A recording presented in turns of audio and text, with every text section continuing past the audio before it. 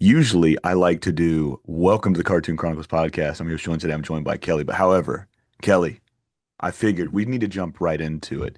King of the Hill, ladies and gentlemen, is what we're talking about. We're not talking about the original series. We're talking about the revival, the new season that just dropped on Disney Plus slash Hulu.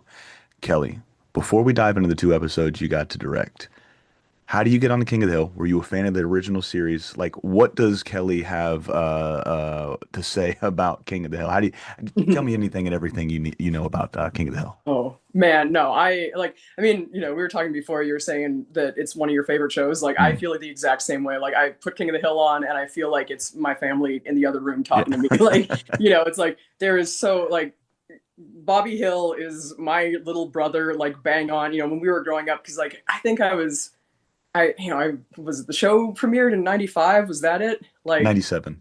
97? Okay, I always forget if it was like 95 to 2007 or, but yeah, I was like just about the age that Bobby was when it started. And Mhm. so I guess I've screwed up right off the bat. I've like, forgotten the year that the show premiered, but like growing up, we were like in that age bracket and I was like, "Oh, this is my brother. This is like everything my brother's going through." And then, seeing what it became, it's like, "Oh, this is my brother when he was 21." It's, the exact same chart of progress. Um but yeah, I love the show growing up. I mean, people talk about comfort shows. It's like one of Mhm. those shows that like every couple of years I would just put it on and like have it playing in the background, watch all the episodes. But then, as my career in animation went on longer, I realized that all the best directors I worked under were people who'd come from King of the Hill, like they were alumni, they'd like worked on it. And I was like, what is the secret ingredient that makes everybody who came from King of the Hill this like amazing director? And so then I started watching it with like the critical eye for like, how is the sausage made? Like, what's the nuts and bolts under this? And a friend of mine, Mike, who's the retakes director, I guess he'd worked on Bless the Heart, so he knew Eli Dolman, who's like the line producer, I believe. Um, and he was saying like, "Oh, do you have any suggestions for people to direct?" And he was like, "My friend Kelly." So it was funny because it was during kind of the last industry downswing when jobs were kind of scarce, and so my friend was like, "Well, let's go to Japan," and I was like, all right, whatever, there's no jobs. And so they called me while I was in Japan to be like, hey, can you do an interview for King of the Hill? And it was like, oh, yes, I will get back to America immediately. But yeah, it was funny being in the interview because I was like, oh, this is an incredible coincidence. I just rewatched the entire show like 6 months ago. And you could kind of tell they were like, yeah, everyone says that in the interview. And then when I was going into things like, how they handle hand acting and eye acting and staging and stuff like that, they were like, oh, wow, you did just watch this. That's so cool, and it's there's a moment in the episode, and we'll dive deep into the episode in just a minute, where Hank gets off of the plane and he kisses the ground. He's like, "Oh, Texas, right? Oh, America." So that was the first thought I had. I was like, "You get off to Japan." I'm like, "I'm going to King of the Hill. I've got to kiss the ground," type of thing. What I love about that is I've had so many people on, and there was so many correlations between shows, especially when I talked and I did a deep dive in Bob's Burgers and Bento Box. Mm. There was a guy on that I had on, and he had asked me this question. He's like, when people would come to Bento Box to pitch things, they would always give like examples, like, "Oh, what kind of show are you looking for?" And they always said, "We're going for King of the Hill. That's what we want. We want the heart, we want the soul, we want the animation, we want the attachment that fans have and the people have to that show." And you said something so poignant. It felt like whenever you had it on, it was like your family was in the other room talking. That's what it felt like for me. Like everybody in my family, like my mom, they're all from West Virginia. My dad is from Florida, but a lot of his family is from Mississippi and Georgia and Alabama and stuff like that. So I have people that sound like Boomhauer in my family. I have people like, I mean, I think everybody has an uncle or a cousin that's a lot like Dale. You know what I mean? So you can draw these correlations between these characters, and they just seem real. How they move, how they interact with each other, and how they move throughout the world. So it was like I said, it was just really cool hearing you explain it was your brother when he was a kid, and now it's your brother when he's 21. I Did mean, did Go ahead, I'm sorry. oh, like even Hank, like a couple months before I did the interview, I was visiting my family. Like I'm from way up in northern Manitoba, like up on the Mhm. tundra. And after my dad retired from teaching, he like moved down south to Winnipeg. He and my mom are down there. And so my brother, it's a whole thing to deal with like Manitoba corporate towns and stuff. My brother owns a house in Winnipeg that he doesn't live in yet. But there was tree in the yard or in the driveway that they wanted to pull down the tree so they could put like a little garage thing in the backyard. And it was this kind of dying oak tree or dead oak tree or something, and there was all the branches and stuff. And he was like, "Oh yeah, I'm gonna like cut it down when I get around to it."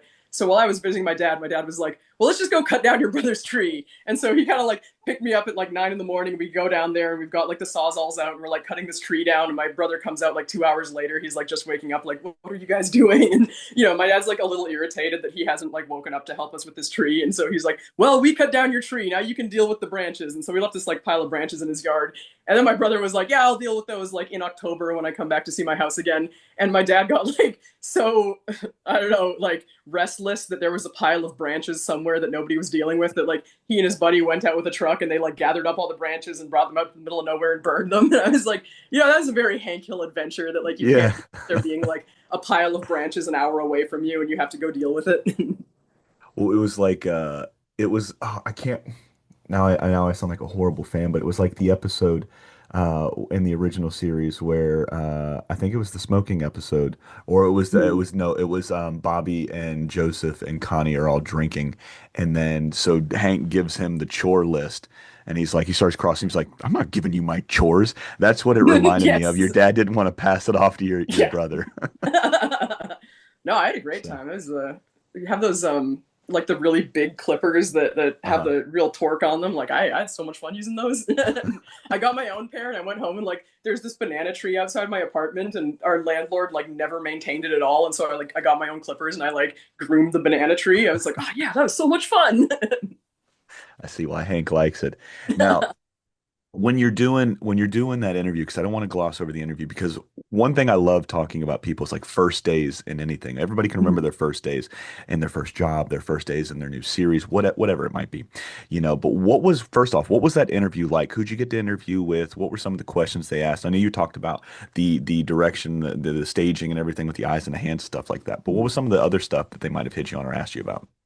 Was so I think there were two interviews. I'm trying to remember if I'm splitting one interview into two parts, but I think the first interview was with Eli and Wes, and Amanda might have been in there, and then the second interview, Saladin was in there. Mhm. And so the first interview was just kind of about like the technical stuff in the show, and I was trying so hard not to just sound like a big fan, when you're in it. Like Yeah, they always say when you're in an interview, like people always talk about like what a great opportunity this is for them. It's like, oh, this would mean so much to me. I would learn so much, but it's like, well, what are you offering them? And yeah, it's like, well, I feel like I have spent so long studying this show that I could really hit the ground running on it. And so I tried to like, focus on that part. And I mean, that's like the thing I was talking about with Wes, where he was, he was like, "Oh yeah, sure, you've seen it." And then when I'm going into all the technical stuff, he's like, "Oh wow, yeah, you noticed all that."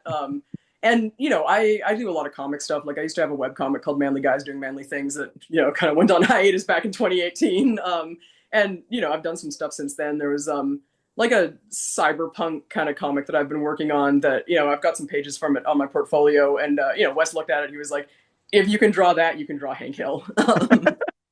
So you know, I've that's totally lost. gotta. Oh no, you're But fine. yeah, But yeah. that's gotta feel So so cool.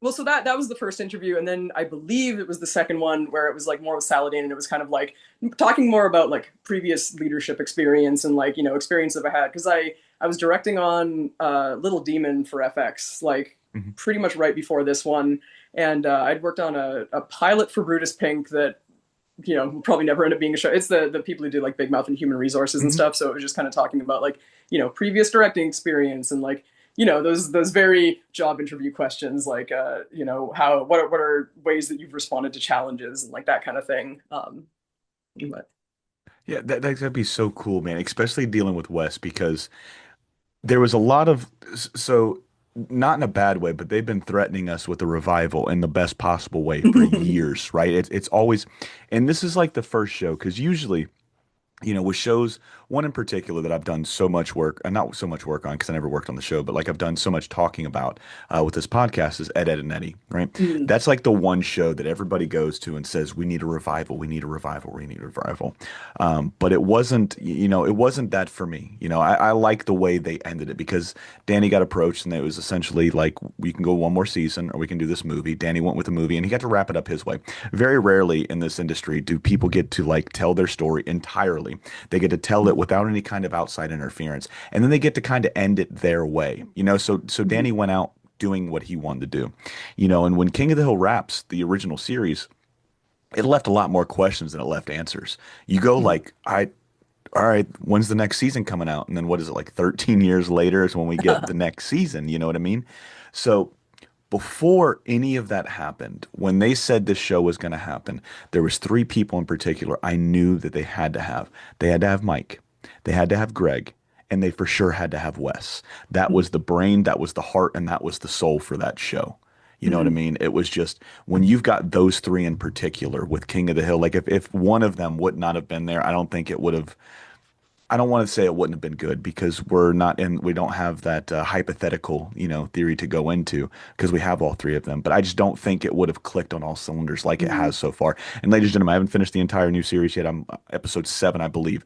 So Mhm. I've been treating this like a little bit here and a little bit there each night because I want to indulge. I want to enjoy it while I can. I don't want to burn it all up.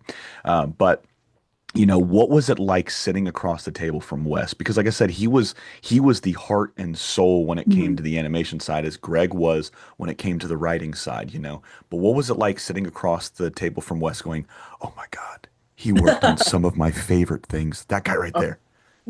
I like I've been working in animation since like 2008. So I've got like a long kind of history Mhm. of like, building myself up and like, dealing with executives in different capacities and stuff like that. And, kind of getting through that the phase that every young artist has when they get in where they're like, "Oh, I'm faking it. People don't know that I'm not good at this and stuff." But like after years of, doing this and proving I deserve to be here and stuff, it's like, okay, I have like a confidence level that I'm like, all right, I have earned this. And sitting there while Wes gives like very blunt notes, it's like I've learned to not take things personally. And like there was times where I was sitting there where I was like, man, if this was even just like a couple of years ago, like I don't know if I would have like the fortitude. Like nothing he's saying is mean, but it's like, Yeah. it's like, yeah, you're sitting here being like, Humbled. critiqued by your heroes, and it's like, oh Yeah. yeah, I'm glad that I'm like strong enough to deal with this now. But I mean, yeah, like I love Wes. He's so funny. Like these guys like a very particular sense of humor, and like there's so many things that like he notices that you're like, okay, I'm learning how to notice things better through kind of like your eyes and stuff like that. Like every show you work on, like every show has its own set of rules, and every show has like a different approach. Like I was an assistant director on Big Mouth and Human Resources for a while, and Mhm. Anthony Leoy I is love that the guy. supervising director on that, and he's amazing. Like I Mhm. learned so much from him. Like he's so intensely passionate about the things he does, and I think it's intimidating for a lot of people because it's like it's not passionate in like a positive or negative. It's just that like, oh, there's a lot of like emotion. You kind of like Yeah. learn that like, oh, when he's saying like giving critiques, it's like, oh, he's not critiquing like you personally, he's just passionate about how this is Mhm. coming out. And so you kind of learn like, oh, like anytime I do something that he rips apart and redoes, like that wasn't a mistake. It's like, we're all yes anding each other. And so like Yes. that really prepared me for kind of, being in the room. I mean, not even just with Wes, like, we're also in the room with like Greg and with Mike, and like it's very intimidating people to be around if you're, haven't kind of like emotionally prepared yourself for that. And again, like nothing they're saying is mean, but it's like it's like it's very matter of fact. It's just like, oh, Yeah. this works, this doesn't work, and so you learn not to be like precious about things. And I mean, it's such an invaluable experience because it's like these are all people who have made shows that I've grown up on, that I've loved my whole life, and it's learning from the it's like how do you make a Greg Daniels show? Like I'm in the room with Greg Daniels Mhm. getting like a step by step lesson in like how to make a Greg Daniels show. Dude, that is such a cool thing, and like everything does, it always leads to like more questions, man. But when you're sitting across from them, is it hard to like not write down everything they say because they have such a interesting way of looking at, because they did it for 14 seasons or 13 Mhm. seasons, but we're going into 14 now, so they've done it for so long. So this might, for them, it might feel like they're just putting on a comfortable pair of shoes, that pair of shoes that might have been in the back of the closet that they haven't thought about in a couple years, and they go, oh shit, these tennis shoes, they are comfy, they're nice, they're broken in, right? But you coming in, you're going in there and you're getting a new pair of shoes now, man. So what was it like just watching them interact and then trying to be a part of that team?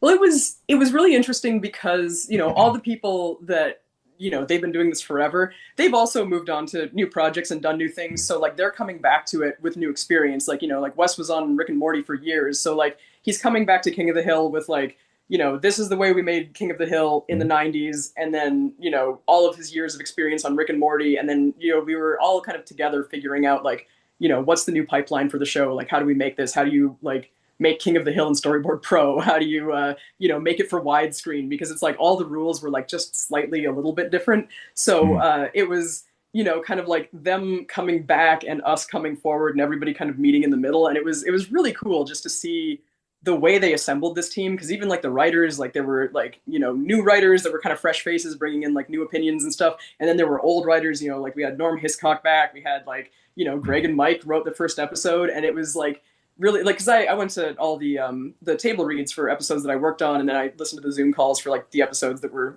basically the assistant directors and directors were like invited to sit in on the table reads, and everybody else could watch them remotely, and just seeing like how the writers bounce off each other and the kind of notes like the way the network notes come in, and like sometimes you get network notes where like like on other shows I've worked on, you see network notes where it's kind of like I don't know if you're getting it. Like, it feels like we kind of watched a different episode, but like the Hulu network notes were really strong, and they were very, it's like you'd be listening to an episode and there'd be kind of like things that you're thinking like, maybe they're gonna have to iron that out, and then that would be what the Hulu network executives were like, dropping notes on. And then Saladin was like such a great showrunner for like an animated thing, because I worked on a lot of things where they'll get a network note, and in the process of trying to fix it, it's sort of like a sliding tile puzzle where it's like, okay, we moved that, but now this Mhm. part is out of alignment, and we moved that, but now this part is out of alignment. And Saladin was great at just like sniping in and being like, okay, we'll put one sentence here, and it like fixes the whole thing. And that is so valuable when you're working in an animated show, because like I've been on productions where like they're trying to kind of like keep ahead of the the falling dominoes, and it's like they're rewriting a page and they're giving it to you, and they're like, well, we're writing this other page, and by the time they kind of get the script rewritten, then it's like, oh well, these parts don't work, and you're just sort of like in a constant waterfall of revisions. But these were just so like pointed surgical little changes that it's like, oh yeah, that addressed everything. Oh, definitely a valued member right there. That's a true professional, consummate professional. Now, I forgot to what's the word that the kids use? Pre-game you with this question I'm going to ask you, because usually when somebody passes, I like to bring them up, and we can talk about them and have a nice story, man. But Johnny Hardwick, sadly, Mm-hmm. passed away during. I know you guys did, I think like 6 episodes with him before he Mm-hmm. passed away, and then Toby Huss is now filling in and doing a great job, with the voice of Dale, man. But in my opinion, there's never been a funnier character ever Mm-hmm. in anything for me than Dale Gribble and Cotton Hill. I think they are two of the funniest characters. Sorry. They're two of the funniest characters I've ever seen in anything. So what was it like watching the table reads with all of them there, with Mike and, everybody, and Johnny, of Mm-hmm. course. It was, I mean, you know, Johnny is an incredible performer, and so the first episode, so I started 2 weeks before we actually started working on like the very first episode of it, just to kind of like get things in order and make all my notes, and get it was like everything we wanted to ask the network about, all the character designs we needed. Like I got to go in and just sort of sort things out and prepare to help the board artists hit the ground running. And the day that we did the handout, the day after that was when the writer strike happened. So we kind of Mm. like sat down with Mike and Greg and Saladin, and I guess they wrote that episode, so there weren't extra writers in the room on that one. And we just went through like, this is what the episode is. This is everybody's expectations. These are like all of our questions addressed. And then immediately everybody left, and it was like the artists kind of left on our own. Um, but the week before that was when we were supposed to do the table read for the first two episodes, I guess. And when we showed up, I guess like Johnny was having some health issues. Like I don't know the specifics of it, but he ended up like not being able to make it. And I know that like without knowing anything about what was going on in his personal life, I know that like he was having, some challenges, some like health stuff going on. And I know that like, he was trying very hard to, Hmm. like manage it and just like he was really excited to come back to the show and, was really like, okay, I'm gonna, try to take care of myself. I'm gonna do this.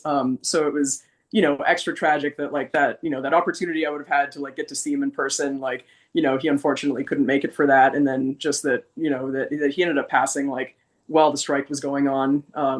And obviously, like, there's no like good time for something like that. Like, it's a tragedy no matter what. But like, there is something to be said that it happened while all the writers and producers were, sort of like out of office. So it wasn't like they had to deal with this tragedy. Like this is a guy they've all known for 40 years. They've been like his good friend, and they Hmm. didn't immediately have to hit the ground running with like Yeah.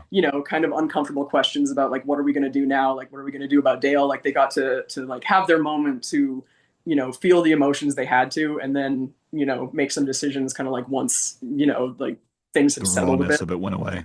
Yeah, I mean, I got blindsided by it because I was at my brother's wedding, and I just stepped off the plane and kind of, it's like I haven't had cell service for hours while I'm like flying back from Winnipeg, and I get off, and then I'm getting all these messages that are like, oh my Yeah. god, you hear about Johnny? And so I thought this was something that had happened like a while ago. That like I figured everybody knew about this, and I was just kind of getting filled up on it. And I'd forgotten my key card to get back in the office. So, Wes came in and I was like, oh my God, I'm so sorry to hear about Johnny. And he was like, what about Johnny? And I was like, oh my God, I Yeah. didn't want to break it to you that way.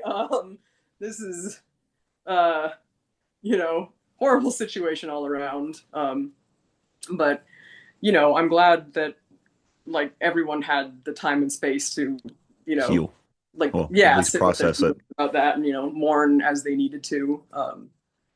And I mean, obviously, we can't talk about Johnny without also like, Jonathan Joss, like that was Yeah. also like extremely tragic. And, you know, I didn't get to see him in person at the table reads, but, he'd zoom in and, it was like, I mean, I'm very grateful to have gotten to see him perform now that it's like, knowing these are like the last chances you get to see like some of these people. I thought it both of them that were fake, especially with Johnny. Mhm, I hadn't, excuse me, I hadn't, it's very hard to cry for somebody you never met, right? mhm, And this person, Johnny was like the first person I cried for since my favorite actor of all time passed away, and Robin Williams. I mhm, remember I was taking a nap when Robin Williams died, wake up, and then it's all over the news, and I was like, oh, I didn't wake up. This is a nightmare. This isn't real. Right. mhm, And then my wife came over and she's telling me like, no, no, no, he did. I'm like, this has to be a dream. This has to be a nightmare. And I can't remember who the first person was, but I remember the day that Johnny had passed away. Because like I said, I was wearing my King of the Hill shirt. They had just announced, months, before mhm, the writer strike that no, King of the Hill is going to happen. We're going to have a revival. So Kohl's had just had T-shirts, and then they had. I was gonna wear it today, but I got a stain on it from dinner time, so I was like, all right, I can't wear that today. But it's just Hank sitting there from the original run, and it says "Made in America" or "Made in the USA" or something like that. And it's just Hank drinking a beer, right? And I'm wearing it, and then somebody just approaches me, and they go, "Oh man, Dale passed away," and I was like, "No, that's not. mhm, They're working on a show, right?" And then a couple people text me like, "Hey, did you see? Did you see? Did you see?" And I just remember looking at my phone going, this is like the worst practical joke anybody can play on me right now. And then mhm, you log into Facebook and it's all, or not Facebook, excuse me, social media. So it's on Instagram, mhm, it's on Twitter or X, whatever mhm, it's called now, Facebook. And it was just like, dude, a piece of my childhood is gone. mhm, I'm lucky that I got the 14 seasons that I got to hear all of these people that like really legitimately shaped my childhood and have shaped my adulthood. And now my oldest son is watching it. It's like a full circle moment. I get to share the original and then I get to share this new one because of you guys that get to work on this show. mhm, So first off, thank you for that because it's like a blessing, man. mhm. but I won't sit too long on this one. But I'd Mhm. gotten to talk to Jonathan um, back when I first started this podcast, right?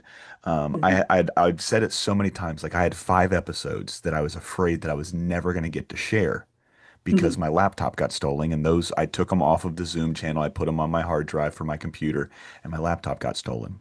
And it wasn't until I was doing some cleaning up of my external hard drive when my laptop that I'm working on now just started going slow because I'm very dumb when it comes to tech. So everything was just going to my desktop and it was just hammering my hard drive. So my friend showed me how to clean up all of it and consolidate stuff down and get rid of stuff.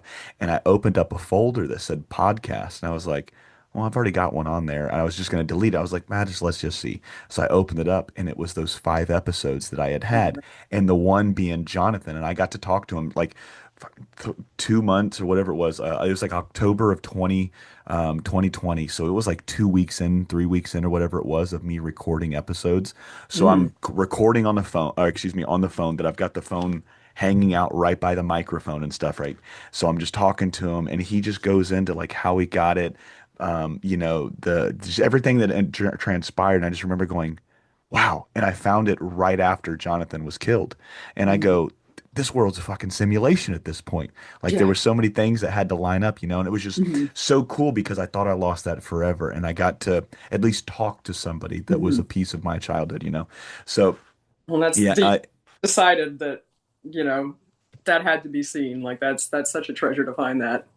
oh, And and I just listened to it and I listened to it and I listened to it. And it's just like, again, that was another death that just didn't feel real, man. So, oh, I tragic mean, on both sides. I know you're saying you want to like, not dwell on this for too long, but like, what you're saying with Johnny, like I had almost the exact same experience when I got the news about Jonathan because like, he'd been having like, a rough time of it lately as well. Hmm. And there were like, unfortunately, like a lot of people were gossiping about what exactly was going on with him on social media. So like there were people who were like sensationalizing things and making up Hmm. stories and things that didn't happen. And I remember like right before I'd fallen asleep, like the night before, there were people saying like, oh, he was in a dispute with a neighbor, like he got shot. And it was just like because there were so many bad actors that were like passing on sensationalized false information to just try to like, drum up drama and stuff like that. Hmm. I was trying to find like another source to corroborate it, and there was like nothing I could find anywhere Yeah. about it. It was like in the middle of the night, and so I was like, oh, this is just someone being completely tasteless and Hmm. just like capitalizing on the bad time this guy's having. And then I woke up the next morning, and it was like, oh, that actually Yeah. happened. And it was like, there's like the part of you that feels like I didn't take this seriously enough last night. It's like it's Hmm. not like me believing it the night before would have changed anything, but like there's that part of you that just feels like like I'm mad at myself for reason I don't Yeah. have like an outlet to be mad at, so I'm just like sitting here kind of like impotently mad. And Yeah. It's definitely just it was a shitty period, a shitty time, man. I wish time can be turned back, and something different could have come from that altercation, man. So rest in peace, Johnny, and definitely rest in peace, Jonathan. You know, man, my voice is just horrible tonight. you're just I think getting over I think I something. might be. Yeah, probably. I didn't sleep too well last night. I've been running this new diner for the last month now, and they have, boy, oh boy, have they been running me ragged. It's Oh. every time I've gotten to a point where in my career. I'm on top, right? And just like you were Mhm. talking about where you were doing all of these things and then they not in a bad way, they would just like rip you apart in a sense of like, oh, this is what we should be looking for. Mhm. This is what we need to be doing. This is how we iron sharpens iron type of thing, right? And it's just yes anding is what you were saying. And it was the same thing with me coming to this restaurant. I've never felt like this new to something. This is the first restaurant I'm running, right? Mhm. So this is a first for me, but it's just like going on a different line when you're used to, I don't know how it is like being an artist, but like when you go into a kitchen, you try to take your surroundings and you try to manipulate it to fit you best. Mhm. I'm 6'2", so like I can reach a little bit further. So I like my things in a little bit different spots. There's a person that works, either before me or after me when my day's off. They're shorter, so they like their things in certain spots, and I try to consolidate those moves so I'm not wasting any movement. So you go into a new spot and you're just like, well, my salt's supposed to be here. My stuff is supposed to be. All of this shit is wrong. What's going on? So you're wasting all of this energy trying to remember and trying to prioritize where your stuff used to be compared to where it is now. So It's See, probably what it is more so. I wasn't a cook, but I that was my last job before I got into animation. Was like I also worked in a diner. It was Hmm. I think it might actually still exist. It's like Billy's or something in Toronto. It's like right by like Dovercourt, I think. Hmm. Um, it's some of the best Greek food I've ever had in my life. It's just great, great Greek diner food. It's Yeah. like the for real like vinyl seats, checkerboard floors, and all that. And it's not huge. I think there's like 13 tables in total, and the staff was like the person cooking and like one wait staff, and that was like That's the entire insane. yeah.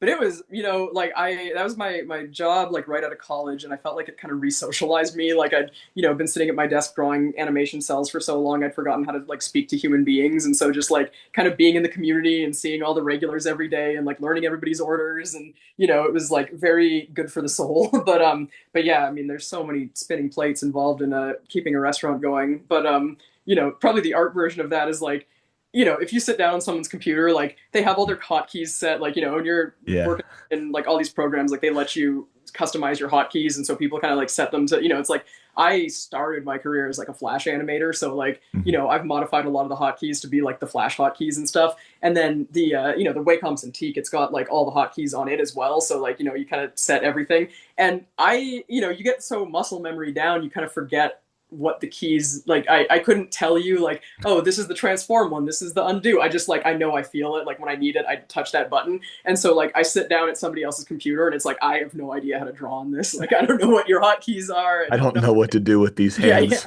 yeah. No, it's the same. It's the same thing. Like, so I had gotten a whole bunch of new people in, so I'm training them on things that I've been doing without thinking I'm doing. Like, obviously you're thinking, but subconsciously it's like you Mhm. don't have to use that mental capacity to sit there and think about like every little Mhm. detail to making something, right? So I'm training them, and then I'm telling them just what I do. And then Mhm. I forget four things that I do in between all of those steps because at this point it's just muscle memory, it's just Mhm. reaching. And you say hotkeys. I haven't heard the term hotkeys or used the term hotkeys probably in the better part of a decade when I was playing World of Warcraft, right? So we would Mhm. hotkey everything up, and now my younger brother has got me back into classic World of Warcraft. So I'm trying to figure out like, oh fuck, when I was playing the Resto Druid, I used to have this button here. I'm like, shit, no, it's a different keyboard. Now I have to have it over here.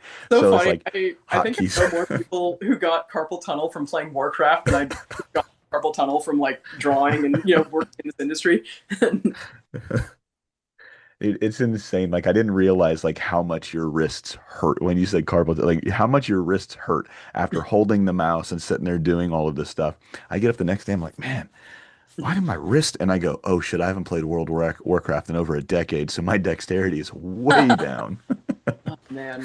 No, So, I fell into Final Fantasy 14 when the pandemic started because mhm. I'd never played like an MMO before, but that was what all my friends were playing. So I was like, oh, if I can't see you, we can like hang out and chat and talk Yeah. on this game. And I always like my hands are always like cramped. I mean, between like playing Final Fantasy on a PlayStation controller and I have never owned a car in my life. I'm like ride or Mhm. die motorcycle person. I've just like always had a bike. And doing like the clutch and the throttle, and it's like that is always like a forearm workout. So yeah, I always like trying to keep my forearms from like cramping up. I'm pretty sure it's not carpal tunnel because it's not like the shooting pain people tell me about with carpal tunnel, but it's like I'll be like trying to use chopsticks and like my hand will lock up and I have to like knead out the knots or whatever. Mine, whenever I'm doing anything like super tedious, like it's so in this profession, there's levels to cooking, right? So it's like I always call it like tweezer cooking and stuff like that, right? Because you got these people that are putting these like there's a place for it. I don't like. I think it's pretentious, right? When I start seeing tweezers pulled out, I'm like, all right. My fingers work for certain things, but they don't work for that. And it's just like you're trying to use them and you're trying to place them. And then I would get to a point where I try to pick up something with tweezers and everybody's like, you just have to use them more. That's what it is. It's like whenever you say you don't like drinking like alcohol or wine, it's like, oh, you just got to find one you try. Like they all taste the same, man. They all taste disgusting. I don't like them. But it's the same thing with the tweezers. Like I would just try to pick something up, and then it was just like my hand would lock up, or I would just drop the tweezers without realizing. I'm like, man, fuck this. I'm gonna just do it with my fingers, man. Oh no, it's But it's absolutely that. Like as soon as you have to like think about the tool you're using, it immediately like disrupts yeah, your workflow. yeah, They say that like once you're in the zone, you get disrupted from it. It takes like 20 minutes to get back in the zone. And I mean that's like with when I'm doing like thumbnails and stuff, because it's like, you do the first stage where everything is just like bowling pin people with like, dot eyeballs on them and stuff like that. And you're trying to wing through it as fast as you can. And we all, like, everybody kind of has their shorthand for like drawing all the characters and stuff. Like, I think I always draw Hank like kind of a rectangle with like glasses on him and stuff. But then, you'll get to ones where it's like, maybe we don't have this character design yet, or, it's in process and it's like, okay, I could go find that character design. I could find this thing, but the 3 minutes it's going to take me to like track down that character design, it's going to like autopilot disengage. So Mhm. it's like, all right, it's just a blank stick man for now, and I'll come back in and I'll draw all the people later. And sometimes it's a little bit of a problem because you draw a whole scene and then you go back and you realize that, like, it's like, oh, I was drawing this character like they're 5 feet tall, but they're actually like 6.5 feet tall, and I have to change everybody's eye lines. But it's kind of like when they talk about like writing scripts and they're like, get it down and then make it good later. It's like, if you Yeah. have the stickmen in place, then you can go back and refine them, and it's always easier like on the next round. That it is, and that's something it takes a long time to get used to because whenever you're doing like a draft, you want to make sure it's perfect every time. Like, no, no, no, I got a better word for that one. Then you spent 30 minutes on 3 sentences. You're like, shit, all the cool things you could have thought about, man.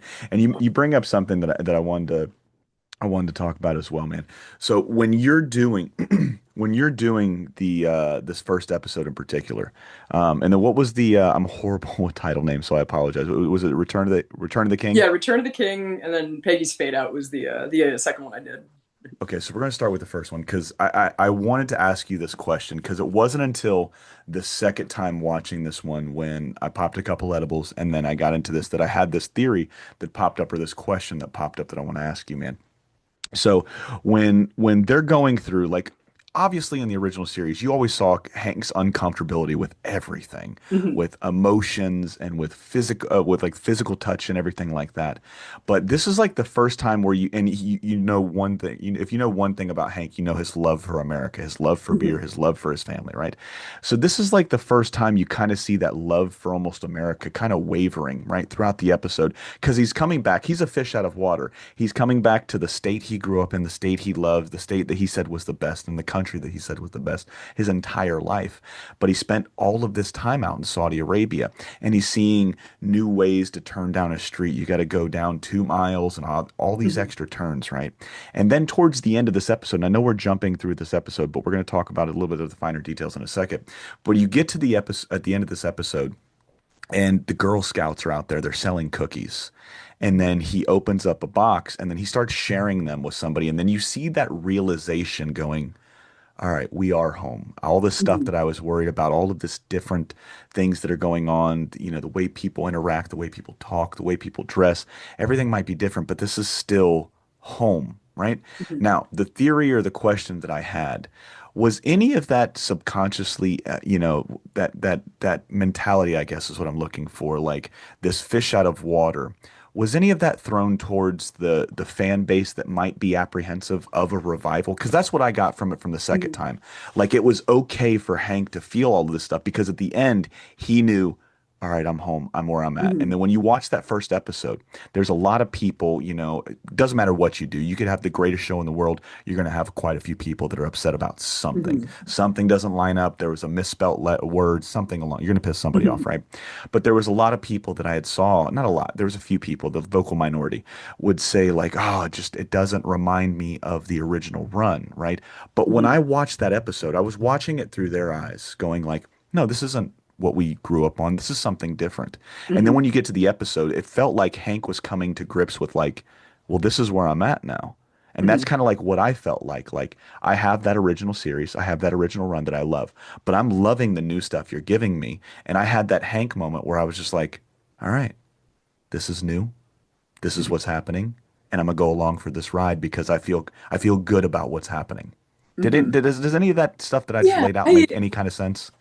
I can only speculate on, what was going through like Mike and Greg and Saladin's heads when they were like, writing the script, because I, wasn't in that part of the Hmm. process. Um, but yeah, it felt like it was a tool to kind of preserve their like innocence and optimism, because like, I when we were talking before about like, um just the apprehension people had to like a King of the Hill reboot coming back. Like the thing Hmm. I found with Mike Judge and the way he handles his reboots, like, there's been like two Beavis and Butthead ones so far, and like this King of the Hmm. Hill one, is that, he cares a lot about his characters and these worlds and stuff Yes. like that. And he doesn't seem like he wants to make a revival of one of these things Uh-huh. unless he has something new to say. Like he's not just doing it, It's not you a know, cash grab for him. yeah, yeah. It's like, and I think that he waited until now for King of the Hill because, it was like there are stories to be told that were like, how do these people with these personalities like react to this modern world? And I think to some degree, this is just my speculation, but it kind of felt like, how do we take Hank Hill as we all remember him and drop him in these situations without having to explain like how he hasn't had his spirit ground down over like the last 15 years? Like, it's like how have we like kind of kept his pride and optimism and stuff. And I mean, the thing with like the Aramco bases like that, there were so many like Texans that were saying like, oh yeah, that's such a thing that like people go out and they live in these like little America land bubbles, and to some degree like there's so one of my best friends in Toronto is from Russia, and I'm also like an immigrant to this country, and so like I've both seen other people talk about this and experienced it firsthand. But my friend always calls it like the immigrant time capsule, Hmm. where you leave a country and you remember it the way it was when you left it.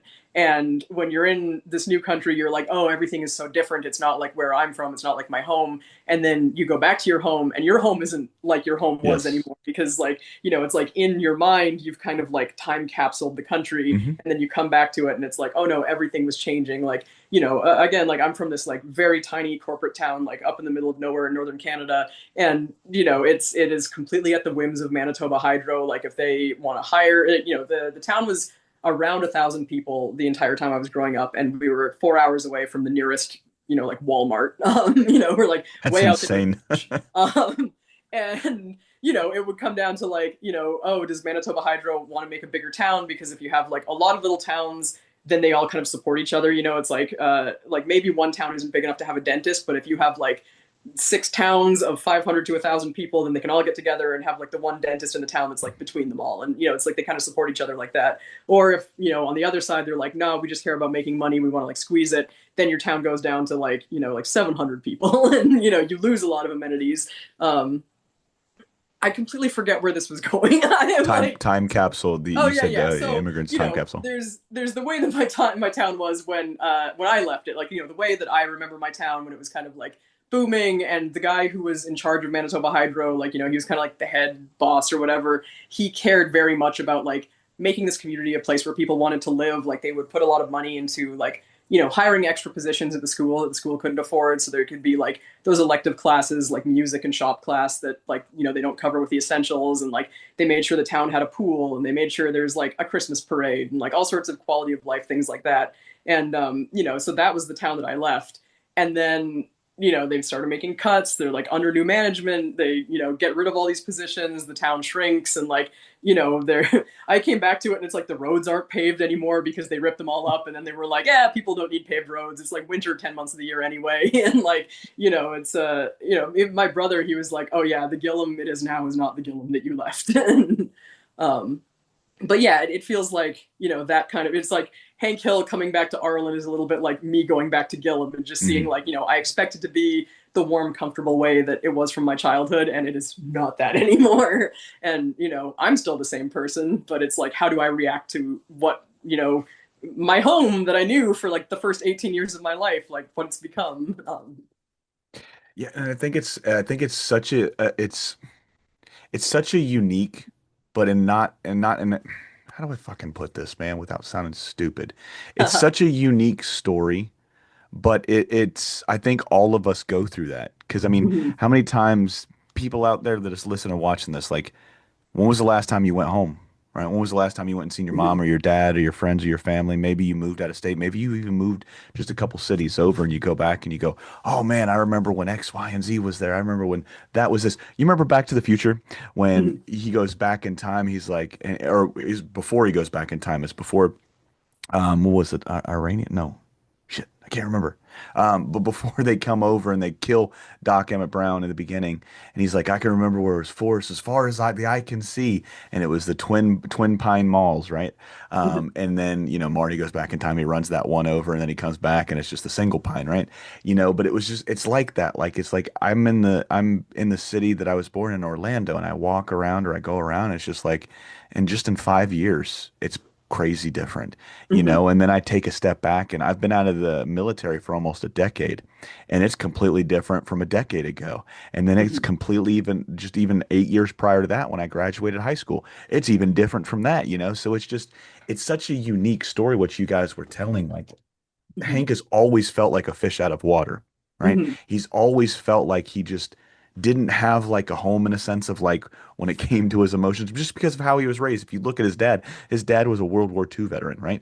So it's like Mhm. that guy wasn't telling Hank he loved him, you know what I mean? So he's coming up through this world, this ever evolving world, being raised from a World War II veteran to having a kid of his own and trying to kind of break that cycle of what cotton was like, and you just see like growth, growth, growth, growth, growth through Hank through the entire series. And then it kind of like pays off at the end, like I said, when you see the shift and he goes, all right, I am here. I am home. Mhm. This still is Texas. This still is America. I can work with whatever Mhm. I got to work with. You know what I mean? So it was just a really cool moment to see. Just like it just felt like everybody that was working on the show like breathed a sigh of relief. That's what it felt like. It just felt like, Mhm. we know how to do this. We know Arlen. We know what we're doing with Mhm. King of the Hill, and that's what it felt like to me. It just felt like it's okay to be different. It's okay to do something new. That's what it felt like for me. Yeah, and to the point you're talking about with like, people who watch it and they're like, "Oh, this isn't what I wanted it to be. Like this doesn't make me feel how it did before." Like I think that that's such a big part of those kind of like things that you have a nostalgic feeling for. Like there are Mhm. things where it's like it's tied to like a whole bunch of other feelings. Like there's a whole chain of feelings that come together that create like the way that thing makes you feel. Like I mean, the best example I could always think of was when Tim Hortons started selling just cans of the coffee so you could Timmy's. take it home and like make it in your own home. And so we got some of the Tim Hortons coffee, and like there is no Tim Hortons. They always joke when you go to like an airport in Canada, you can tell who's going to the north because it's like they're all standing in the airport with like boxes of Holding Timbits their to Timmy's. bring to their brethren. But like my dad grew up in like southern Ontario, and my mom was in like her family was in the Air Force, so they moved around a lot. But like they came to Manitoba by way of southern Ontario, and there's Tim Hortons like everywhere there. And so my dad was like, "Oh yeah, let's get some of that Tim's coffee," and he made it, and he was like, it's just not the same. Like when you're just having it in your kitchen, it's just coffee. Like it's got to be like you're on a road trip and you got like the double chocolate donut, like that. It's the That's part of experience. Tim's experience, yeah. And I was like, that's part of it with like when people talk about how they're disappointed with how the show came, it's like that's perfectly valid, but it's like how much of it is that it's not hitting the humor and the things that the old King of the Hill hit, and how much of it is that like, well, you're not sitting here on Sunday night dinner with your family and you didn't just watch a half hour of The Simpsons and there's not like NASCAR coming next week and you're like eating a plate You're of not spaghetti on 14 years the couch old with your again. family. And Yeah, you you're are, not 14. yeah, that's it. You're 15 years old. You're like hanging out with your family and eating dinner on Sunday, and it's like, yeah, I mean that experience, especially if you just binged them all as soon as they went up on midnight. Well, that's such a valid point because I remember the animation domination block. I Mhm. remember the episode because the way it would go would be like 5:30 would be the previous week's episode of King of the Hill. Then 6 o'clock King of the Hill would kick on. And then 6:30, 7 o'clock prime time was The Simpsons, and then you had other shows. Family Guy was starting to come into rotation as well. I never missed an episode. I got one of the last times I really, really got in trouble with my mom. It was when we had our VCR and I recorded over her shows. I can't remember. It was like Law and Order. It was one of those shows. But I thought it because she gave us all of VHS tape, right? And she marked our Mhm. names on it. And I grabbed the wrong one and I hit record because I was going to go out and play basketball with my friends. And I wanted to make sure I didn't, even though I'd watched that episode last week, I didn't want to miss the episode of King of the Hill. So I just hit record. Boy, oh Mhm. boy, is mom pissed. But I think that is something like special to say. It's just like look at Bobby, right? Mhm. Bobby is now what, 21 years old. right? Mhm. He is in a different part of his life. He interacts with people different. He talks different, even though he sounds still the same, just a little aged Mhm. up, but he's thinking different. So that should be your first like thought to go, okay, I need to be in a different headspace for this one. I don't need to be like me in particular. Like I loved what I've seen so far just because it's hitting all of the nostalgic notes for me. I love seeing these characters pop up. I love seeing what they're doing. And I've always had that question since the last episode of the original series. Like, I want to know what they're doing now. I want to know how they're interacting with each other. What you guys did with Bill was fantastic. What you Mhm. guys did with Boomhauer, fantastic. Dale as a mayor and only lasting 36 hours fucking had me laughing so hard, man. And I know you haven't seen it yet. And I think it's in episode 3, so I don't want to spoil it too much. But there's this moment where they take Bobby and Connie and they do a somewhat of a flashback and they throw in some Yeah. original. So you've seen That that, that's right? so I've seen like the first cut of all of them, so I know like what they were at the point that I stopped working on the show. I just haven't seen the version that The went on Hulu. finality. But Okay. yeah, but that was definitely like in that one. Dude, that moment right there, like it got me so hard. Like I had to pause it because I had a moment. It's like watching your kid grow up. You know what I mean? And it Mhm. was just like, and I don't know if I would have had this thought. I know I wouldn't have had this thought because I didn't have kids when I was 14, right? But having an almost 16-year-old now and seeing Bobby and Connie dancing and then them singing that song and then they get up there and they sing the karaoke. And I'm really trying hard not to fucking tear up now, but it's just like that little flashback moment that they shared with that animation. When you talk about time capsule, that was a time capsule for me. I remember that episode. I remember Bobby getting gout because he was going to the deli, right? I remember them wanting to try out the new sushi at the end because that was a new spot that was popping up. You know what I mean?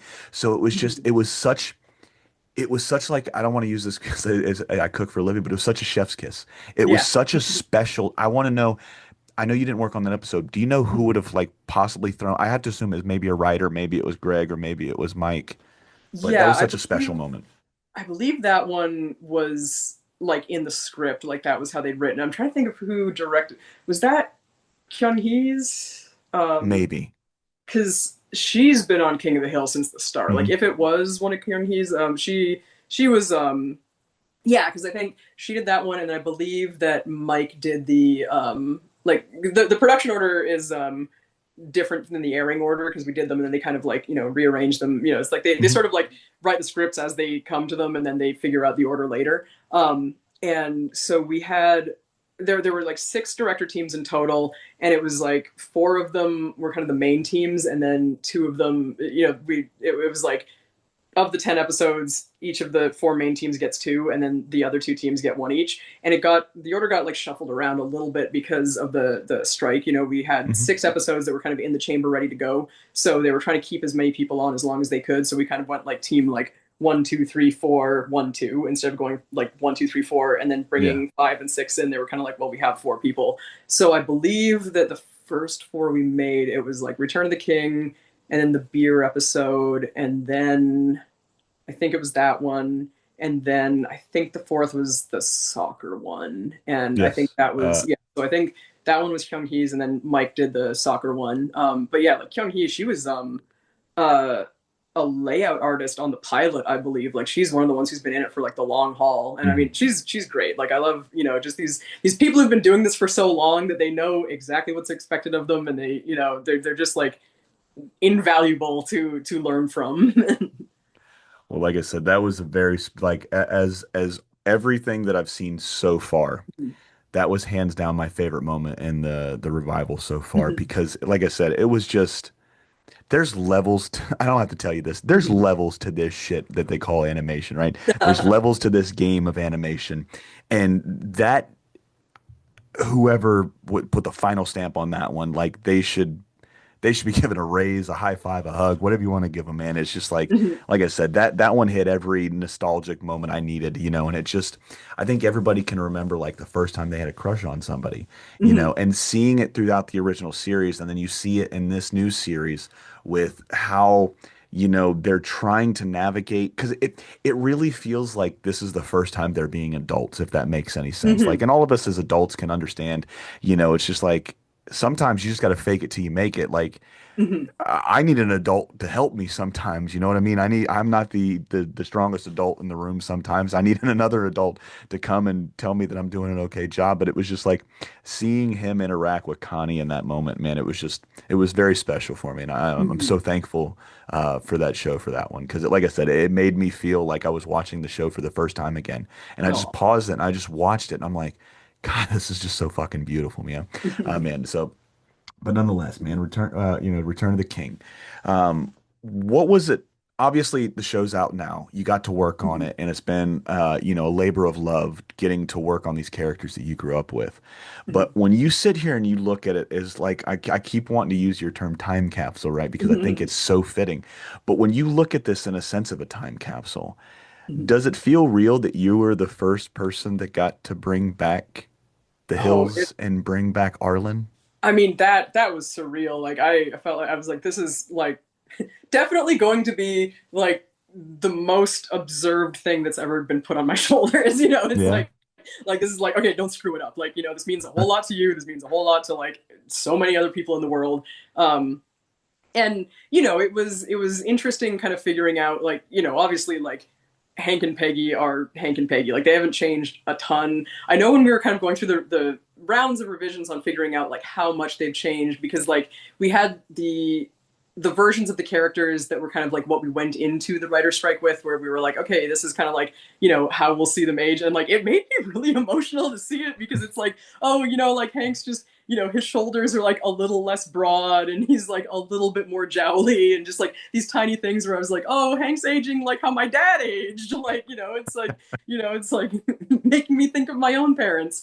And it was, I know we had a whole lot of back and forth on how Bobby should act, because it was kind of like, should he be like really big and broad and excitable, or should he be like more reined in? And I know there was some talk, because like obviously like Bobby needs to be Pamela. Like that's like, Yes. she is the heart and soul of that character. And then there was the talk of like, oh well, if he has like the real broad acting, then like, will that make him seem too youthful, and it'll like, he'll seem like extra immature.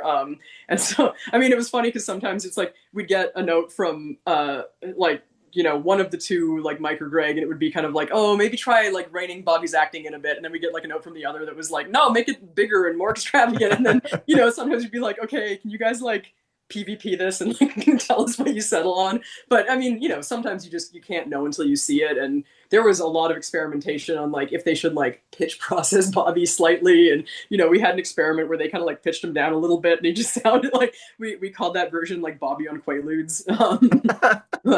I'm not sure if they ended up using it just untouched, or if they were talking about maybe going in and just like tweaking like kind of the moments when he's being like a boss, like making him sound like just a tiny bit lower, and then letting Mhm. him be like, Pamela's natural voice when he's like excited and animated and stuff. And I don't know if that's what they settled on or not. Watching the episode, I was like, I honestly can't tell if this was edited or not. So if they did, then they did a really good job.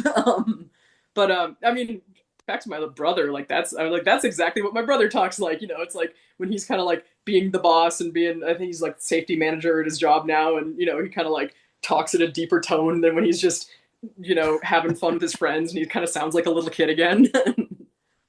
Yeah, that dad voice really starts to come out, you know. You got Hmm. to put a little bass in it.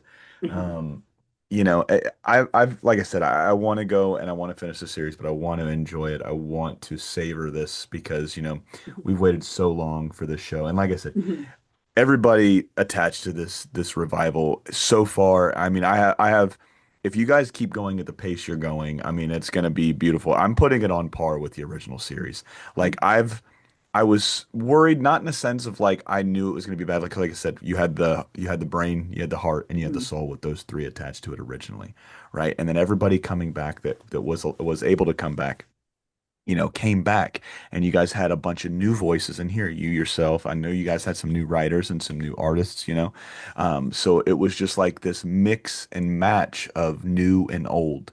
And you Hmm. guys really, I'm gonna use an 80s reference here, but you guys really came together and formed like Voltron to make this Hmm. amazing. You know what I mean? And it's just like I had such a fun. episode, and your first episode, like the first episode of the revival, it like sets the tone and it sets the bar for the series, you know? And it's just like it was such a foundational piece that you helped lay down from everything else that you guys are working on to build up and build up and build up, man. It's like I said, it was a solid, solid, solid first episode. I was just so impressed. I didn't see the things that most people were talking about. Like a lot of people seem to have like the biggest complaint that I've seen. Like I said, this is a vocal minority because everybody I've talked to that's watched it that I actually talked to in person absolutely loved this. And it was just the animation style. And even then, it's just like, I don't give a shit, dude. It's like, it looks beautiful to me. It sounds great to me. The writing is top notch. The art is top notch. So I have no complaints. The only thing I wish there was 30 episodes instead of 12 episodes or 10 Yeah. episodes, Uh, whatever we end up doing. Believe me, so do I. No, I mean, well, like the thing with the animation is like, the only thing that's different about it is it's being like it's traditionally animated, but it's digital now. So Mhm. it's like I believe the last handful of seasons were digital paint, but they were still being like drawn on paper and then scanned and colored digitally. So it went from like being totally done on cells to being, drawn on paper and Mhm. then, colored digitally. And then this season it's traditional, but it's all on the tablets and stuff. It's actually Yeah. like I had worked on Ugly Americans, and it was a similar thing where like every single frame of Ugly Americans is like painstakingly hand drawn by me and like 50 other Canadians, like sitting at our desks. It's like the head and then a layer of raw art. It's actually really interesting. Like, I mean, the like I didn't work on the revisions like the retakes animation, but when you open them up, they're layered as though they were traditional like Mhm. cell frames and stuff. Because like in digital animation, if you're drawing say like a character holding a Coke can, you would draw like the entire can and then you would like put it behind the hand symbol. Yeah. But the way that they've drawn it, on the computer, like they've done it the way that you would do like on a cell, where it's like you do the draw two lines. So it's like they've drawn the can to the hand and then the can under the hand, and that I know that was like a learning curve for the retakes animators because that's not the way that they're used to seeing like a Harmony Mhm. file laid out. But it's the same animation studio that's like doing it that did the original. It's Yason, and they animated the original series from season 3 onwards. I believe they also do the animation for like Bob's Burgers and like a bunch of Mhm. other like Fox kind of primetime shows. But like it's the same animators just using different tools. And I understand that the lines look slicker, and I love those like pen lines, like that effect of it. I know that it's like everybody, I like I said, I entered the animation industry as like a flash animator, and I feel like everybody for as long as I've been working in animation has been trying to figure out how to make digital lines that don't look digital. Like, I remember working in Flash and we're like doing traditional animation and we would turn the smoothing on the brushes down to absolutely nothing. So they were like as crunchy as possible. I'm trying to think of like what would be an example of this that you like. Did Home you movies. see the Assassin's Creed trailer that Adult Swim did maybe in like 2012? It was like an animated Assassin's Creed trailer. It's possible, but I'm gonna write it down and I'll go look at it Okay, just in yeah, because case. it was one that we did with like the minimum smoothing, like crunchy brushes and stuff like that. And it had like a little bit of symbol animation in it, but was for the most part like hand drawn traditional. And the file sizes get enormous because every little point on your line it stores as like a vector. So like where a smooth line, it's like oh we've got like point point point. It's like point point point point point point point point point point point point point point point point. It's just like so many, and it's like you try to like scoot a line and your entire computer chugs, and you're like Yeah. oh I hope it's not going to catch fire. But like that's a struggle that I've been dealing with like as long as I've been in this career is trying to figure out how to make digital animation like not look digital. Yeah. And I think with this one, like I know they did some processing and stuff on it because like what I'm seeing in the episodes like looks a lot different from like the first like unprocessed test that I was coming back where we just kind of get like an unsorted pile of like here's all the scenes before the compositors have like assembled them. And I mean compositors in animation like that is such an undersung hero of the medium. Mhm. Like again I remember like working at 6 Point Harness and like I'm doing flash animation and I'm handing Tony things that look like Newgrounds animation and he is giving me back television. Like it's incredible what compositors can do. That's so dope. I'm gonna check that trailer out when we get off this chat. Now, Before we rotate into the next episode you worked on, was there anything in particular about the first episode back that you are super proud of? Oh man. Scene, a piece of dialogue, something you worked on, anything like that, anything could come to mind. Well, it's so when you work in WGA shows, like there are Animation Guild, like the tag shows where the writers are all tag, and then there's WGA shows where they're all Writers Guild. And generally in WGA shows, you're not allowed to mess with the script too much. Like it's like you can potentially, like if you're the director, you can make suggestions about like, oh, this could be a place. If your episode's running over and you need to think of something to cut, you can make a suggestion for like, oh, this is maybe where we could rework things. But for the most part, like it's Set in you're stone. not allowed to touch their words and stuff. So a lot of what we punch up is like the things that you see on screen, the visuals and like that kind of thing. And so I'm very proud of Dale getting out of the trash can, because the script got was saying like Dale is spying on him from the trash can, and then Dale gets out of the trash can, and we're like, okay, so like how does Dale get out of the trash can? Because that's like a whole production, and we're thinking like it's going to take so many steps to show like how does he get up high enough and get out of it, and we're like, well, we could just have him like starting to climb out of it and then cut away from it. And I was like, I think it'd be really funny if he starts trying to climb out and then the trash can just like falls over. So that was one of those things where it's like, that's like the little signature that I got to put on the episode. And then the when they're driving past the signs, I think the Oklahoma barbecue sign originally in the script that had been, I think it was like a joke about Ted Cruz or something, and so we Hmm. drew that, and there was like a very funny like Ted Cruz caricature. But when Mike saw it, he was like, "That joke's gonna age like milk. Like that's too on the nose." He's like, "This episode airs, that's gonna be all people talk about. Like this isn't It's like that's a funny drawing, but this isn't like a King of the Hill joke. Like that's not the tone Yeah. of the show." And so we were trying to like it's kind of like on us to think of like what should be on this billboard, like what would make Hank and Peggy like so upset that they're like, "Oh, I have to pull over and calm down." And I was like, because Wes, like, he's from Texas, like and I was like, what kind of barbecue would make Texans the angriest? Because it's like, I don't know the nuance of American barbecue, but I know that every region has very strong opinions about other regions. And Wes was like, Oklahoma, absolutely, like Oklahoma barbecues, like that's the one that would make a Texan so angry. And so we're like, okay, Oklahoma barbecue. Them pulling over, just the little things like that. That's what made King of the Hill, right? There's those little nuances, because that I don't know if it was a direct reference, but you remember the episode, I believe it was Hank's cowboy movie where they're trying to get the Dallas Cowboys back, and then he goes over and they're going to Oklahoma, or yeah, he's right on the border and he stops into the propane spot, and he's like, "I'm sick and tired of you Southern Texaners coming in here. He talking about the Cowboys. This is Sooner Nation." So he's Oklahoma or Sooners, and his son comes out and his dad comes out. So that was like the first thought I had. I was like, "Man, that was like a season 3 or a season 4 joke or a jab at Oklahoma." I liked the whole thing, man. Like I said. Great episode to really kick off the series. And like I said, you guys laid the groundwork for amazing storytelling to come. Now, the next one you had, oh, for the life of me, my Oh, brain just Peggy's Fade farted. Out. Thank you. This one was fun. Now, I did not, how familiar are you with Reddit?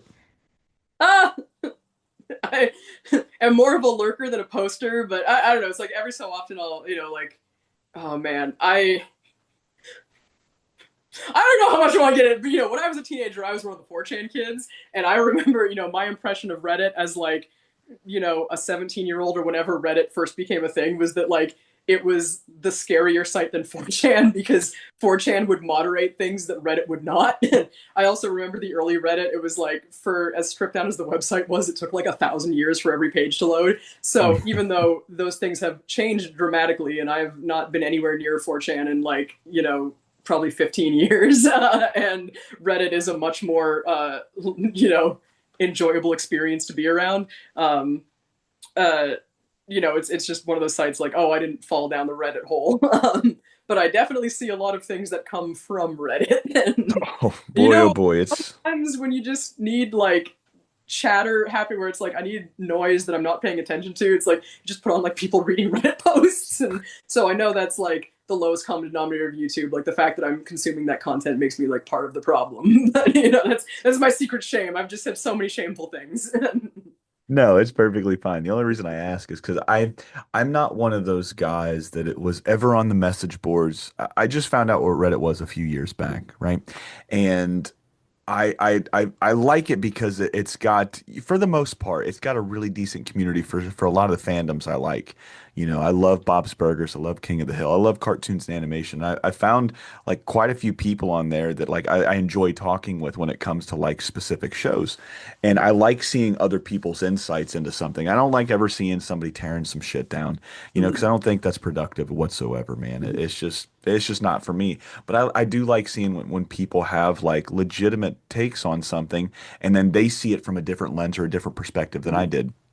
You know, and one of the things I found out when I first got into Reddit was this massive hate for Peggy. Mm. Never knew it existed. I think Peggy is such a phenomenal character. She's one of my favorite characters in the series because, like, everybody, like, a lot of people say she's like not humble, she's too overbearing, she's this or she's that. But it's like she's a super supportive mom. Like if you look at it from this outlook, she's a super supportive mom. She was not, if you go back and watch the original series, they called Bobby the miracle baby. Like he wasn't supposed to happen because of Hank's narrow urethra, right? So the fact that she has this and the fact that they've only got one kid, so she's putting all of her love into this kid. She's putting everything she can to make sure this kid has a great life. So I look at it through that lens, and I think she's a fucking hilarious character too. The stupid shit she does, like when she goes down to Mexico to take the field trips, and she when she kidnaps was it Lupe? Yeah.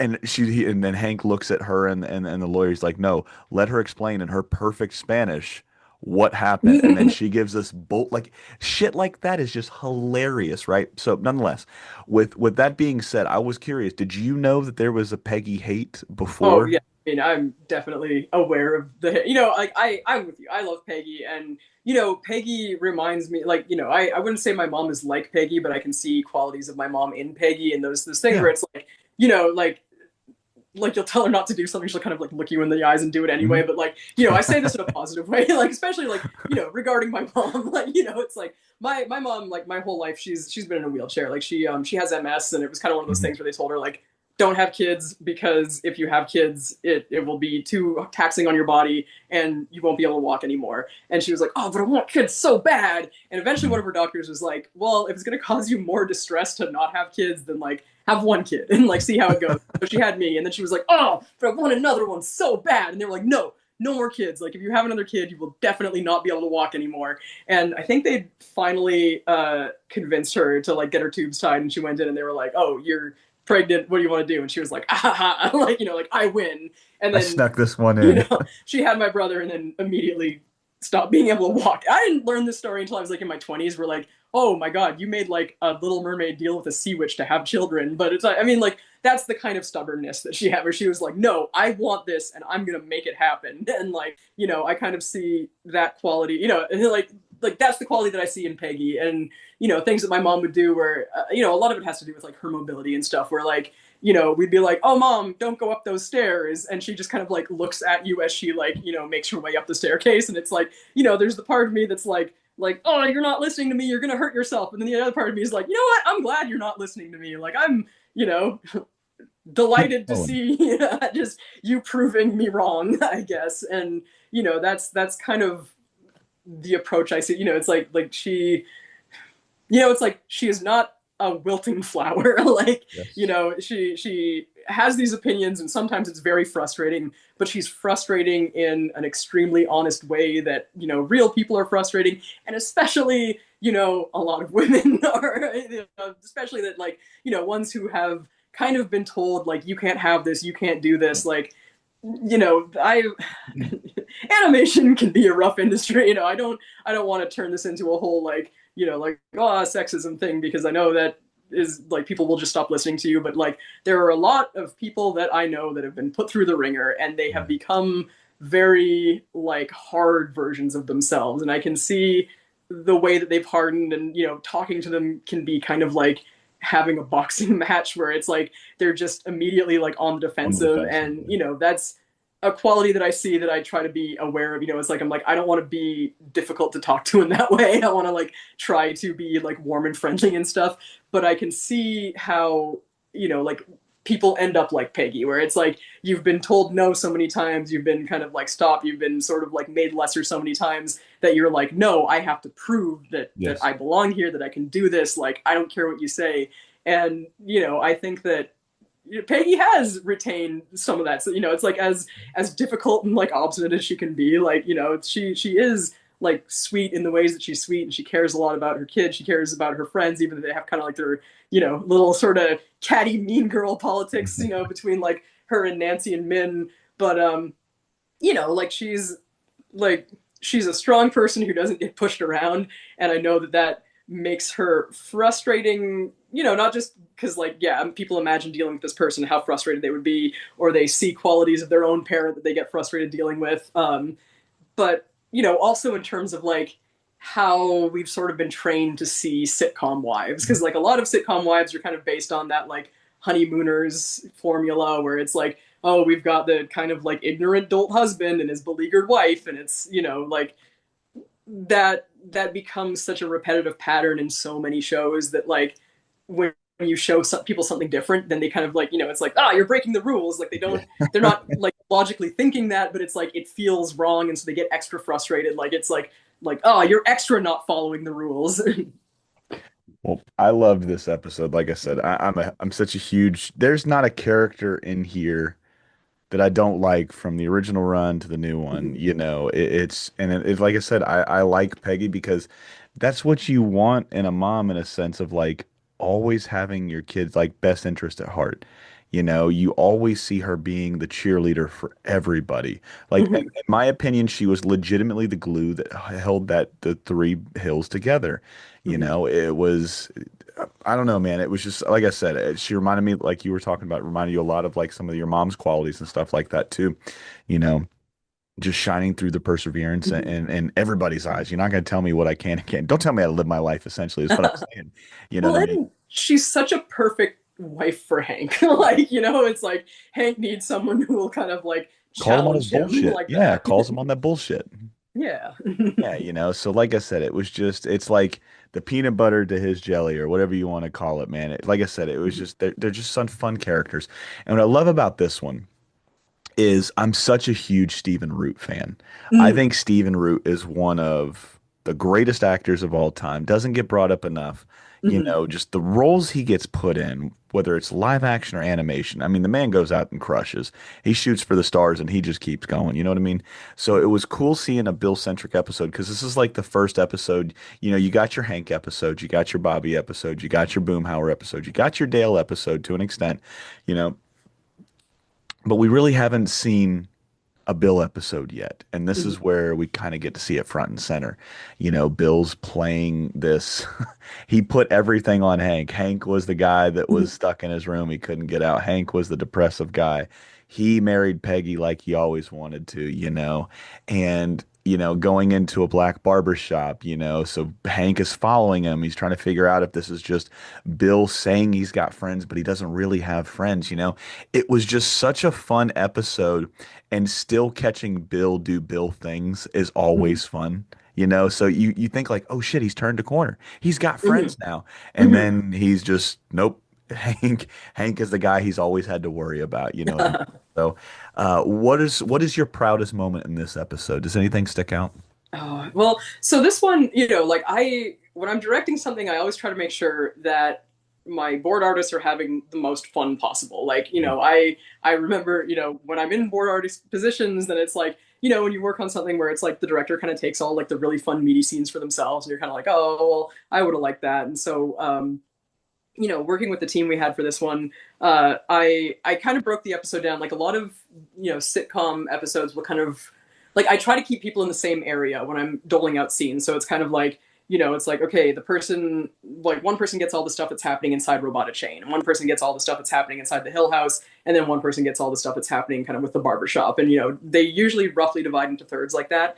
And then I kind of figure out like, okay, what are the junk drawer scenes that are kind of like not connected to anything. And I think that just helps people like kind of get in the groove of like, it's like the whole thing I was talking about when you have to find like you autopilot disengage and you have to like Yeah. look at references and stuff. It's like, how the characters are laid out, how this environment looks like, you get to take it from start to finish. And so when we worked this one out, all of the barbershop stuff, there was the stuff that happened inside the shop, and then there was the stuff that happened with the funeral. And, all of that, like those are the biggest, like heaviest crowd scenes in the episode with the most people, the most extras to track.